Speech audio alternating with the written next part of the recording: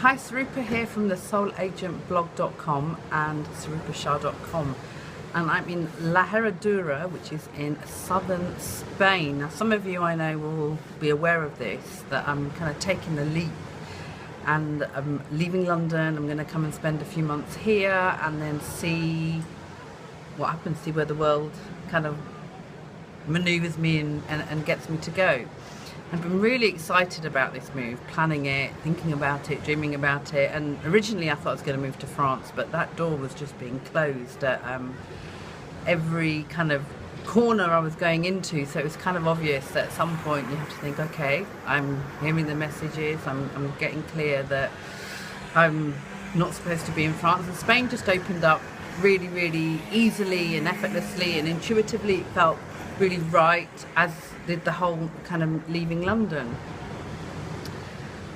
But I want to talk to you about kind of the fear bit, because that didn't go away just because I was following my intuition, because I knew it was right. I know the move is right. I meditated on it. I've spoken to my spiritual teacher, you know, and Spain isn't exactly even far from London when you look at all those kind of practical, logical things. But it was that feeling. It was like really in the core of my belly, particularly as today approached, because today's the day that we signed the contract on where we're going to be living.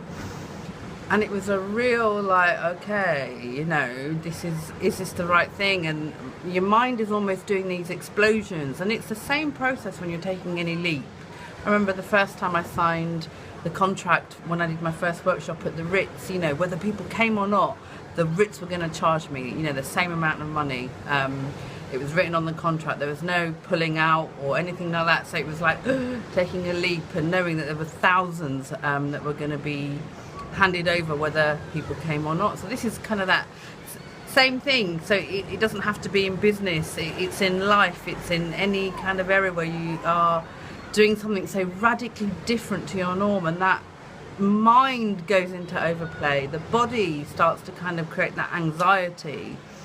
And it could have been so easily, like the old pattern would have been to have made myself ill today. You know, that's what we do. We make ourselves ill because we kind of feel that sense of weakness and disconnection from our body, because we start to kind of disassociate, because we're becoming more and more ungrounded in the idea of what we're doing, because we're not sure if it's the right thing. So there's that kind of pattern of making yourself ill. And, you know, I know this is part of the self-sabotage, helplessness, playing small pattern that is across mass consciousness. You know, it's not unique to me or unique to those that are even just, you know, you who's watching this.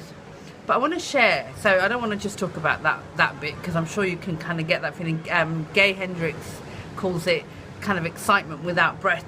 It's that kind of butterfly anxiety feeling, but it's more than that, because it's almost like I felt a pull in my heart, just thinking, I don't know. I even kind of had a few tears last night, just thinking, oh my God, are we doing the right thing? And I was thinking of my parents, you know, and just like almost like deliberately bringing in anything that I knew that was going to poke me in the eyes.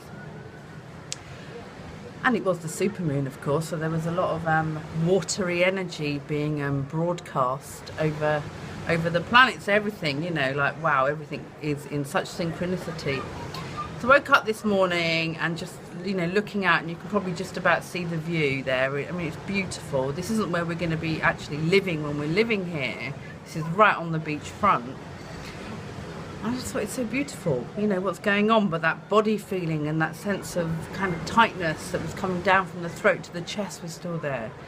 So I thought, okay, you wallowed in this for about sort of 12-14 hours now, so it's time to anchor you in and be powerful. So a couple of things that I do that I think are going to be really useful to share, and things that you probably are aware of or know of, but we just sometimes at that time when we're feeling scared about taking a leap or resisting it, or suddenly just going back into a smaller cocoon, we forget everything. We forget everything that it would be relevant for us. We let the fireworks in our mind take over, and let that anxiety take over, and then suddenly do all these about turns and end up walking in a total different direction to where our intuition had been guiding us, and gently guiding us, because it certainly, my intuition wasn't Spain, it's a must. There was no sense of whatever. I had to do the exploration, I had to take a step forward, and then something else will come here, something else. So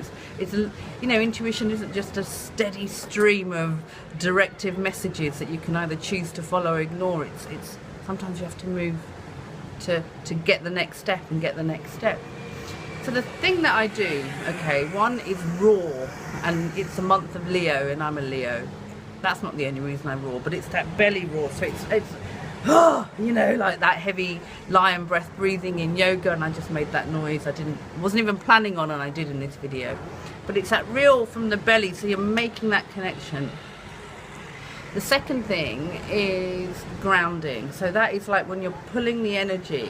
So whether you believe in spiritual stuff or not, you know, this is real practical, how to get back into your body.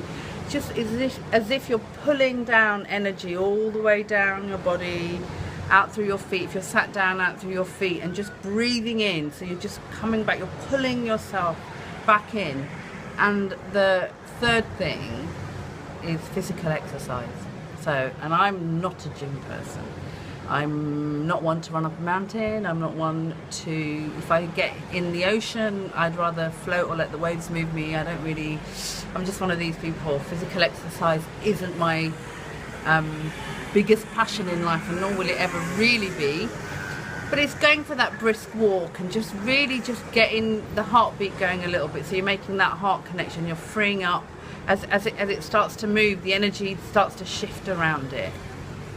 And then we went and signed the contracts. So I suppose there is a fourth thing. I wanted to share three, but there is a fourth thing. You do despite. You remember who you are and why you're here. You know, why you're here, whether it's moving country or whether it's doing something in business, in life, whatever it is what got you to that place that you're in this position where the anxiety is coming up. And the fact that you're feeling that resistance, instead of doing the same pattern of going back and being small or shrinking or completely going back to something that you know as safe, is to allow yourself to appreciate the fact that the anxiety, tightness, panic, fireworks in the head are happening, is because you're ready to let it go. Your soul is saying, hey, here, work through this one, and you see what wonderful things are waiting for you, because you're ready to let go, shed that skin, or remove, you know, the veils, however you want to kind of visualize it. You're just peeling this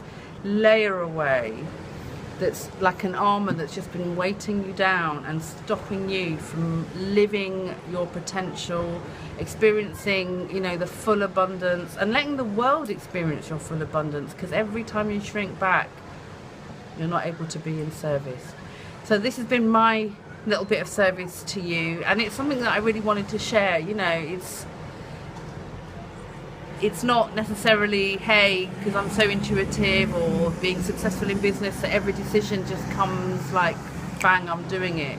There are things that we go through for our own soul growth, and it will be different for everybody. The trigger that cause the fear to come back up and rise, and the mind to do fireworks, are going to be different at different points in our lives, and different for each person. We could all be doing the same thing, and we'll find different things difficult, but actually what helps to resolve that and stop the old patterns kind of taking over and playing that safe and small are something that are very, very universal. So remember, raw, ground, physical exercise, and the motto that one of my teachers in spirit gave me many, many years ago, do despite. And he obviously gave it to me because it was something that I had to learn to do, and something that I have always been a little bit good at, but there is so much more out there, as you know. So really doing despite what my emotions and what the fireworks in my head are telling me to do. Sometimes you just have to say,